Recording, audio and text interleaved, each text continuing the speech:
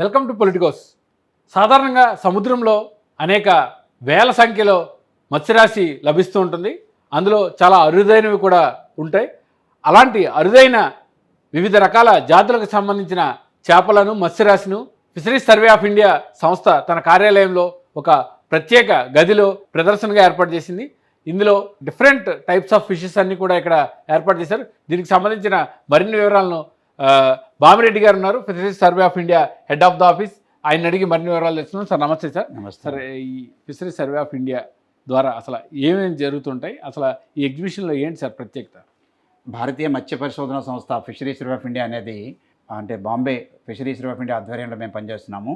ఇక్కడ ఇటువంటి zonal base ఏంటంటే fisheries survey of India Visakhapatnam ఏంటంటే ఈ యొక్క ఆంధ్రప్రదేశ్, ఒడిశా, వెస్ట్ బెంగాల్ తీరాన్ని కవర్ చేస్తుంది. మా యొక్క ముఖ్య ఉద్దేశం ఏంటంటే సముద్రంలో ఏ ఏ జాతులు ఉన్నాయి, ఎంత డెన్సిటీలో ఉన్నాయి, ఎక్కడెక్కడ లభిస్తున్నాయి అనే దాని మీద ఏంటంటే ఒక సర్వే చేయడం జరుగుతుంది. ఆ సర్వే చేయడం కోసం అని చెప్పేసానని ఇక్కడ మా దగ్గర 2 ఓడలు ఉన్నాయండి. అది ఒక మత్స్య దర్శిని, ఇంకోటి ఏంటంటే మత్స్య షికారి.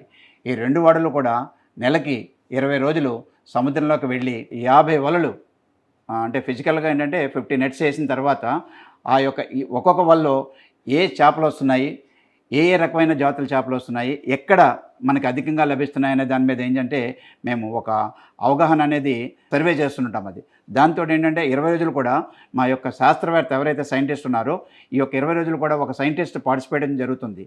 సో మా యొక్క సైంటిస్ట్ ఏం చేస్తారంటే వెస్టర్లోకి వెళ్ళిన తర్వాత ఈ యొక్క వలని షూట్ చేసిన తర్వాత 90 నిమిషాల పాటు డ్రాగ్ చేసి అప్పుడు హాల్ చేసిన తర్వాత అంటే మేము లోపలికి తీసుకున్న తర్వాత ఈ యొక్క ఏవైతే చేపలు ఉన్నాయో అన్నీ కూడా సాగ్రిగేట్ చేయడం జరుగుతుంది. ఆ సాగ్రిగేట్ చేసిన తర్వాత ఏవైతే కమర్షియల్ వెరైటీస్ ఉన్నాయో అవన్నీ కూడా మాకు ఫ్రీజర్ కంపార్ట్మెంట్లో -25 నుంచి 30 డిగ్రీస్ మెయింటైన్ చేస్తూ దాంట్లో భద్రపరచడం జరుగుతుందండి. ఈ యొక్క భద్రపరిచిన కమర్షియల్ వెరైటీస్ ఏదంటే నార్మల్గా మనకు మార్కెట్లో దొరుకుతాయి అవన్నీ కూడా మనం భద్రపరుస్తున్నాం కదా. అలాగే అందులో కాకుండా రేర్గా దొరికే చేపలు అయితే ఏదైతే ఉన్నాయో అవన్నిటిని కూడా మేము ఐడెంటిఫై చేసి దాని మీద ఏంటంటే ఒక బయలాజికల్ స్టడీస్ అంటే చేయడం జరుగుతుంది. అంటే ఆ యొక్క చేప ఇక్కడ మన తూర్పు తీరంలో, ఎగువ తూర్పు తీరంలో ఇంతకుముందు ఎప్పుడన్నా దొరికిందా, లేదంటే ఈ ప్రత్యేక ఆంధ్ర రాష్ట్రంలో కానీ, ఒడిశాలో కానీ, వెస్ట్ బెంగాల్లో కానీ ఈ చేప ఇంతకుముందు దొరికిందా, లేదు అంటే కనుక దీని యొక్క డీటెయిల్స్ అంటే మనకి మన ఇండియన్ కోస్ట్లో ఎక్కడైతే ఉందో ఇంతకుముందు మనకి వెస్ట్ కోస్ట్లో కానీ ఏమైనా దొరికిందా అనే దాని మీద మేము ముందు అధ్యయనం చేయడం జరుగుతుంది. ఆ అధ్యయనంలో సపోజ్ ఇక్కడ మన తూర్పు తీరంలో కనుక ఫస్ట్ టైం కనుక దొరకడం అయితే కనుక దాని మీద ఏంటంటే ఈ యొక్క పియర్ జర్నల్స్లో మా శాస్త్రవేత్తలు పబ్లిక్ పేపర్ తయారు చేసి దాన్ని పబ్లిష్ చేయడం జరుగుతుంది. అలాగే ఆ యొక్క అరుదైన చేపను తీసుకుని వచ్చి ఇక్కడ ఫర్దర్గా మా యొక్క ల్యాబ్లో బయలాజికల్ స్టడీ చేసిన తర్వాత దాన్ని ఫార్మలిన్ డిహైడ్రేట్లో ఇక్కడ భద్రపరచడం జరుగుతుందండి. సార్ ఇక్కడ ఏమున్నాయి సార్ అసలు? ఇక్కడ మనకి ఏంటంటే దగ్గరగా మనకి అరుదైన చేపలు అంటే కమర్షియల్ వెరైటీస్తో పాటు అరుదైన చేపలు కూడా మనకి ఇక్కడ భద్రపరచడం జరిగిందండి. దీంట్లో ఈ మ్యూజియంలో 250 వివిధ రకాల అటువంటి చేపలను ఇక్కడ భద్రపరచడం జరిగింది.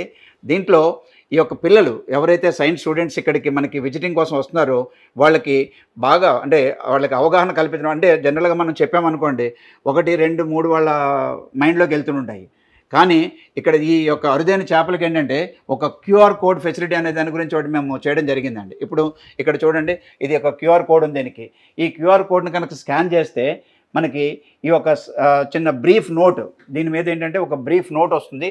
అంటే ఆ యొక్క స్పెసిమెన్ తాలూకా మీకు సైంటిఫిక్ నేమ్ ఏంటి, లోకల్ నేమ్ ఏంటి, అది ఎక్కడ దొరికింది మనకి, తర్వాత అది చిన్న సైజు ఉన్నప్పుడు ఎంత వెయిట్ ఉంది, పెద్దది ఎంత వెయిట్ ఉంటుంది, అలాగే చిన్న దాంట్లో లెంగ్త్ ఎంత ఉంది, పెద్ద అలాగే మొత్తం ఏంటంటే బయలాజికల్ డేటాస్తో పాటు ఒక చిన్న రైటప్ ఒకటి ఒక పేజ్లో ఒక A4 సైజ్ పేపర్లో దాన్ని డిజైన్ చేయడం జరుగుతుందండి. దీనివల్ల ఎవరైతే స్టూడెంట్స్ విజిట్ చేస్తున్నారో ఈ స్కాన్ చేసుకోవడం వల్ల వాళ్ళకి ఒక రకమైన బుక్ లాగా వాళ్ళకి తయారవుతుంది. సో వాళ్ళు ఇంటికి వెళ్ళిన తర్వాత దీన్ని మళ్ళీ రెఫరెన్స్ లైబ్రరీ లాగా వాళ్ళు ఉపయోగించుకోవడం వల్ల వాళ్ళకి స్టూడెంట్స్కి ఎంతగానో ఉపయోగిస్తుందని చెప్పేసానని మాకైతే ఫీడ్బ్యాక్ వచ్చింది బాగానండి. సో దానివల్లే ఈ యొక్క మ్యూజియంని మేము ఈ అందరికీ కూడా అందుబాటులో ఉంచుతున్నామన్నమాట. నేను ఒకటి చూడండి, ఇక్కడ చూడండి, ఇది హార్సు క్రాబ్ అని చెప్పేసానని గుర్రపు డెక్క మనకి క్రాబ్ అనమాట, పీతలు అది. ఓకే. ఇది ఎక్కడంటే ఒరిస్సా రాష్ట్రంలో మనకి పారదీప్ దగ్గర ఎక్కువ దొరుకుతుంది. ఇక్కడ చూడండి, అక్కడ మనకి దొరికినప్పుడు దీన్ని తీసుకొచ్చాం. దీని ఏంటంటే బ్లడ్ బ్లూయిష్ కలర్లో ఉంటుంటుంది అది. ఓ, ఈ నీలి పీత రంగు- యొక్క రక్తం బ్లూ కలర్ కలర్లో ఉంటుందండి. అది మెడిసినల్ పర్పస్కి చాలా ఉపయోగపడుతుంది. స్పెషల్లీ క్యాన్సర్కి దీన్ని చాలా ఎక్కువగా ఉపయోగిస్తుంటారు అనమాట. ఇది మన సైడ్ దొరకదు సార్. మన సైడ్ అంటే ఆంధ్ర రాష్ట్రంలో కాకుండా మనకు ఒడిశా రాష్ట్రంలో మా సర్వేలో అక్కడ దొరికింది. దాన్ని తీసుకొచ్చి ఇక్కడ భద్రపడడం జరిగిందండి. Right sir. సో అలాగే మీకు చూస్తున్నారు కదా, వివిధ రకాలైన జాతులు అంటే కూడా మీకు ఈ యొక్క ఫ్రాన్స్లో అంటే టైగర్ ఉన్నాయి. తర్వాత ఏంటంటే మీకు వివిధ రకాలైన ఇక్కడ మీకు ఒక షా ఫిష్ ఒకటి చూపిస్తాను నేను. ఒకటి ఇక్కడంటే ఇది ఈ షా ఫిష్ ఇది ఇక్కడ ఏంటంటే మీకు బేబీస్ జోనల్ అయినప్పుడు ఏంటంటే మీకు ఇంత చిన్నగా ఉంటుంది. అదే పెద్దదైన తర్వాత మీకు అది రంపపు చేప అని చెప్పేసానని అక్కడ దాని యొక్క టీత్ చూడండి ఎంత ఇదిగా ఉంది అది. సో అలాగనమాట. మీకు ఇది ఒకటి ఏంటంటే సీ కుకుంబర్ అంటుంటాం అన్నమాట. ఇది సీ కుకుంబర్ అనమాట. ఇది సీ కుకుంబర్ ఏంటంటే మనకి అండమాన్ నికోబార్ వాటర్స్లో దీన్ని మనకి అక్కడ సర్వే చేస్తున్నప్పుడు మనకు దొరికింది. దీన్ని మనం తీసుకొచ్చి ఇక్కడ పెట్టామన్నమాట అండి. అలాగేంటంటే ఇలాగ రకరకాలైన అంటే మనకి మార్కెట్లో ఏవైతే దొరుకుతున్నాయో దాంతోపాటు వివిధ రకాలైన మా సర్వేలో ఏదైతే వివిధ రకాల జాతుల చేపలు ఉన్నాయో అన్నింటిని కూడా ఇక్కడ భద్రపరిచి సైన్స్ స్టూడెంట్స్కి మనము ఎక్స్ప్లెయిన్ చేయడం జరుగుతుందన్నమాట. సార్ ఇప్పుడు జనరల్గా ఈ ఏదైతే మీరు ఈ 20 రోజుల పాటు సముద్రంలోకి వెళ్ళి డిఫరెంట్ టైప్స్ ఆఫ్ చేపల్ని బయట తీస్తుంటారు, అందులో చాలా విషపూరితమైనవి కూడా ఉంటాయి. అంటే మనుషులకి హాని కలిగించేవి కూడా చాలా ఉంటాయి. అటువంటివి ఏమైనా చిక్కే? అదే మాకు ఇక సీ స్నేక్ అని చెప్పేసానని ఇక్కడ మీకు చూపిస్తాను చూడండి. ఇది కూడా ఇది చాలా అంటే మనకి చాలా విషపూరితమైన స్నేక్ అనమాట. సముద్రంలో దొరికే విషపూరితమైన స్నేక్ అనమాట ఇది. అంటే మనకు బయట స్నేక్ కన్నా 7 to 8 times ఎక్కువ పాయిజన్ ఉంటుంది దాంట్లో అది. సో ఇటువంటి ఇవి కూడా దాంతోపాటు వస్తుంటాయి. అందుకని చెప్పేసాను ఏంటంటే మనం వార్డులో పనిచేసేటప్పుడు చాలా కేర్ఫుల్గా వాళ్ళు ఈ సాగ్రిగేట్ చేసేటప్పుడు, ఎందుకంటే జస్ట్ అప్పుడే వచ్చి ఉంటుంది దాన్ని ఏంటంటే మేము వెనక్కి రిలీజ్ చేసేయడం కానీ లేదంటే ఇలా చేయడం కానీ జరుగుతుంది అనమాట. ఇటువంటి ఏంటంటే మనం స్టూడెంట్స్కి చేస్తాం కదా ఇక్కడ భద్రపరచాం అనమాట. సార్ జనరల్గా మీరు ఒక ఫిషరీ సర్వే ఆఫ్ ఇండియా కాబట్టి మీరు చదువుకున్న దీన్ని బట్టి ఇది చాలా విషపూరితమైన చాలా వెనం కలిగి ఉంటుంది, ఇది చాలా పాయిజన్ అని తెలుస్తుంది. సాధారణంగా మత్స్యకారులు వేటకు వెళ్ళినప్పుడు వాళ్ళకి తెలియదు ఇటువంటి ఉంటాయి, ఏదో మామూలు ఏదో అనుకుని ప్రమాదాన్ని బారిన పడే అవకాశం ఉంది. మీరు వారిని ఎలా ఎడ్యుకేట్ చేస్తారు? అందుకని ఏంటంటే మేము ఈ ఫిషర్మెన్కి ఏంటంటే అవేర్నెస్ ప్రోగ్రామ్స్ అని చెప్పేసి ఒక డ్రైవ్ ఒకటి కండక్ట్ చేస్తున్నామండి. వాళ్ళకి ఏంటంటే మేము వాళ్ళ ఫిషర్మెన్ విలేజెస్కి వెళ్ళి ఈ యొక్క తరుక చేపలు ఎక్కడైతే మనకు దొరుకుతున్నాయో ఇటువంటివి దొరుకుతున్నాయో వాటి గురించి ఏంటంటే ఈ యొక్క నమూనాలతోటి వాళ్ళకి ఎక్స్ప్లెయిన్ జరుగుతుంది. పలానా ఏరియాలో మాకు దొరికింది, ఇది ఇంత విషపూరితంగా ఉంటుంది కాబట్టి మీరు అందరూ కూడా జాగ్రత్తగా దాన్ని పాటించాలని చెప్పేసి చెప్పడం జరుగుతుంది అన్నమాట. సార్ ఇది కూడా ఈ ముళ్ళ చేప ఉండదు, ఇది కూడా రేర్గా దొరికేది పఫర్ ఫిషెస్ అని చెప్పేసానని మీకు ఇటువంటివి కూడా మాకు దొరుకుతుంటాయి అనమాట. దాన్ని తీసుకొచ్చి మనం భద్రపరుస్తుంటాం అనమాట. యాక్చువల్గా ఏంటంటే మా శాస్త్రవేత్త ఎవరైతే ఉన్నారో ఆయన ఇప్పుడు గౌహతి ఎగ్జిబిషన్ కోసం అని చెప్పేసి వెళ్ళారు. ఆయన 20వ తారీఖున వస్తారు కాబట్టి ఆయన అయితే మీకు ఇంకా క్లియర్గా ఒక్కొక్క మతలబ్ రేర్ దీని గురించి ఏంటంటే ఆయన అయితే బాగా చెప్పగలుగుతారు మీకు. సార్ జనరల్గా సీ హార్స్ అంటూ ఉంటాం మనం. సీ హార్స్ అంటే చాలా మందికి తెలియదు. సీ హార్స్ అంటే సముద్రపు గుర్రం అని అంటుంటారు. అవి కూడా ఇక్కడ ఉన్నట్టున్నాయి. ఇక్కడ చూడండి, ఇక్కడ కూడా సీ హార్స్ అనేది ఇక్కడ మనకి దీనికి దొరికిందండి. మాకు అది మేము తీసుకొచ్చి ఇక్కడ దీన్ని ప్రిజర్వ్ చేయడం జరిగింది. సార్ ఇందులో కలర్స్ కూడా ఉన్నట్టున్నాయి సార్. అంటే మనకు దొరికింది ఏంటంటే ఈ యొక్క స్పీసీస్ దొరికినాయి అనమాట. ఓకే, అదే బ్రౌన్ అంటే ఇక్కడ దీనికి వచ్చేది అనమాట అది. సార్ ఇంకేమున్నాయి సార్ రేర్గా మనం చెప్పుకోదగినవి? సో మొత్తం ఓవరాల్గా ఎన్ని ఉంటాయి సార్? 250 స్పెసిమెన్స్ అండి విత్ QR కోడ్ ఫెసిలిటీ మేము పెట్టామన్నమాట. ఇది సీకోవ్ అండి. ఇది కంప్లీట్గా వెజిటేరియన్ అనమాట ఇది. ఓకే, ఇక చూడండి ఇక్కడ దీనికి ఏంటంటే ఇది ఓన్లీ సీ గ్రాస్ ఒకటే తింటుంటుంది అండి ఇది. ఓకే, ఇటువంటి అన్నీ కూడా ఏంటంటే మన సముద్రాన్ని పొల్యూషన్ నుంచి అంటే సీ గ్రాస్ తినడం వల్ల ఏమంటుందంటే నాచు కట్ట పట్టకుండా అవన్నీ కూడా ఓషన్ క్లీన్ చేయడానికి ఇవి చాలా ఎంతగానో మనకు ఉపయోగిస్తుంటాయి. కాబట్టి ఇవి మెరైన్ మ్యామల్ ప్రొటెక్షన్ యాక్ట్లోకి వస్తుంటాయి. వీటిని మనం యాక్చువల్గా ఏంటంటే పట్టకూడదు. వన్యప్రాణి సంరక్షణ చట్టం కింద ఏంటంటే వీటిని మనం పట్టకూడదు. కాకపోతే ఏంటంటే బై క్యాచ్ అనుకోకుండా మన దీంట్లోకి వచ్చి చనిపోయినా కానీ ఏమైనా ఉంటైతే కనుక మన ఈ యొక్క దీనికోసం అని చెప్పేసి స్టూడెంట్స్కి అవగాహన కల్పించడం కోసం అని చెప్పేసి ఇక్కడ తీసుకొచ్చి దీన్ని స్టఫ్ చేసండి పెట్టామన్నమాట ఇది.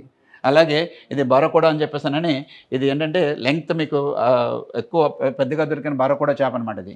సో దీన్ని కూడా మేము ఈ స్టఫ్ చేసి దీన్ని ప్రిజర్వ్ చేస్తుంటాం అనమాట అండి దీన్ని. అలాగే ఇది షికిల్ ఫిష్ అని చెప్పేసానని పాంప్లెట్ అనమాట. అతిపెద్ద మనకు దొరికిన దాంట్లో దీన్ని తీసుకొచ్చి ఇక్కడ మేము ప్రిజర్వ్ చేయడం జరిగింది అనమాట. సార్ ఇప్పుడు జనరల్గా మీరు ఈ ఫిషింగ్ టైంలో కొన్ని చేపలలో అంటే ప్లాస్టిక్ వ్యర్థాలు చేపలు తిని చనిపోవడం ఇలాంటివి గమనించారు సార్? మాకేంటంటే శాస్త్రవేత్త ఎవరైతే అన్బోర్డ్ వెళ్తారో ఆయన ఏంటంటే చేపల మీద బయలాజికల్ స్టడీ డిసిషన్ చేసినప్పుడు కొన్ని మైక్రో ప్లాస్టిక్స్ మేము ఈ మధ్యకాలంలో అబ్జర్వ్ చేస్తున్నామండి. అంటే మైక్రో ప్లాస్టిక్స్ అంటే ఎందుకంటే తెగిపోయిన వల్ల కానీ లేదంటే ఈ యొక్క ప్లాస్టిక్స్ కానీ మనకి ఓవర్ ఏ పీరియడ్ ఆఫ్ టైంలో అవి ఏమవుతుందంటే చీకిపోయి చిన్న చిన్న మైక్రో ప్లాస్టిక్స్ కింద అవి మామూలుగా విడిపోయినప్పుడు ఈ యొక్క చేపలు ఏంటంటే వాటిని ఆహార ఫుడ్ కింద దాన్ని గమనించి తినటం వల్ల ఏమవుతుందంటే ఇవి వాటి బాడీలో మాకు దొరుకుతున్నాయండి మేము చేస్తున్నప్పుడు. దాని మీద కూడా మేము స్టడీ చేస్తూ ఈ యొక్క మత్స్యకారులు ఎవరైతే ఉన్నారో వాళ్ళకి అవగాహన కార్యక్రమాలు మేమైతే చేపడుతున్నాం వాళ్ళకి. సార్ ఈ ఇన్ని రకాల ఇవన్నీ ఫిష్ను ఎంతకాలం పట్టి ఉంటుంది సార్? డిఫరెంట్ అంటే దగ్గరగా మేము మా యొక్క సంస్థ 1946 అండి. అంటే 40 ఏళ్ళలో మనకు స్వాతంత్రం వచ్చింది. స్వాతంత్రం రాకముందు నుంచి మా సంస్థ ఇదైంది. అంటే we already completed 75 years of dedicated service అది మా యొక్క సంస్థ అండి. సో ఈ పీరియడ్లో మాకు ఎప్పుడైతే మా సర్వేలో అరుదైన చేపలు దొరుకుతున్నాయో అవన్నీ కూడా ప్రిజర్వ్ చేసి ఇక్కడ పెట్టడం జరుగుతుందండి. సందర్శకులకి ఇది అంటే ఎవరైనా వీటి కోసం తెలుసుకోవాలనుకునే వాళ్ళకి ప్రదర్శన అంటే అవకాశం ఉంటుంది? 100% మరి సందర్శకుల వస్తే కదండి, వాళ్ళు వస్తేనే కదా వాళ్ళకి తెలిసేది. అది మేము ఇక్కడ ఈ యొక్క ఫెసిలిటీ అనేది క్రియేట్ చేసింది ఎందుకంటే నెంబర్ ఆఫ్ మనకు విజిటర్స్ వస్తే వాళ్ళకి ఎడ్యుకేషన్ పరంగా ఇది ఉపయోగపడుతుందని చెప్పేసి అని కూడా నేను భావిస్తున్నాను. అదే కాకుండా మీకు సెప్టెంబర్ 9వ తారీఖుని కలెక్టర్ గారు ఇక్కడ నేషనల్ స్పేస్ డే సెలబ్రేషన్కి వచ్చినప్పుడు మా యొక్క మ్యూజియం చూసిన తర్వాత ఆయన చాలా అంటే హ్యాపీ ఫీల్ అయ్యి ఇమీడియట్గా డిప్యూటీ కలెక్టర్ గారిని పంపించి దీన్ని మన యొక్క విశాఖపట్నం సైన్స్ గైడ్ అని చెప్పేసి అని ఒక బుక్ ఉంటుంది, ఒక బ్రోచర్ ఉంటుందటండి. దాంట్లో ఈ మ్యూజియంని యాడ్ చేయమని చెప్పేసి అని చెప్పడం జరిగింది. తద్వారా మేము రాబోయే ఈ నెక్స్ట్ అంటే ఈ 1 yearలో నెంబర్ ఆఫ్ స్టూడెంట్స్ విజిటర్స్ బాగా పెరుగుతారని చెప్పేసి అని మేము అనుకుంటున్నాం. Right sir, thank you sir, thank you very much sir. Thank you విషయాలు మాకు చెప్పారు. ఇది అయితే Visakha fisheries survey of India ఏమేమి వర్క్ చేస్తుంది, అసలు ఈ ఫిషరీస్ సర్వే ఆఫ్ ఇండియా ద్వారా ఎటువంటి కార్యకలాపాలు నడుస్తాయి అనే విషయాలు బామిరెడ్డి గారి ద్వారా తెలుసుకున్నాం. అయితే ప్రస్తుతం ఈ ఏదైతే బీచ్ రోడ్లో ఉన్నటువంటి ఈ మ్యూజియంలో దాదాపు 200 రకాల వివిధ జాతులకు సంబంధించిన చేపలు మత్స్యరాశిని మనం ఇక్కడ చూడొచ్చు. అంటే వీటిలో కొన్ని విషపూరితమైనవి ఉన్నాయి, కొన్ని సముద్రంలో దొరికే గడ్డిని తిని జీవించే జలచరాలను కూడా మనం చూసాం. ఇది ఇక్కడ విశేషాలు. కెమెరామెన్ ముఖేష్తో కిరణ్, పొలిటికోస్, విశాఖ నుంచి. Please subscribe to the channel and download the Politicos app from the links in the description.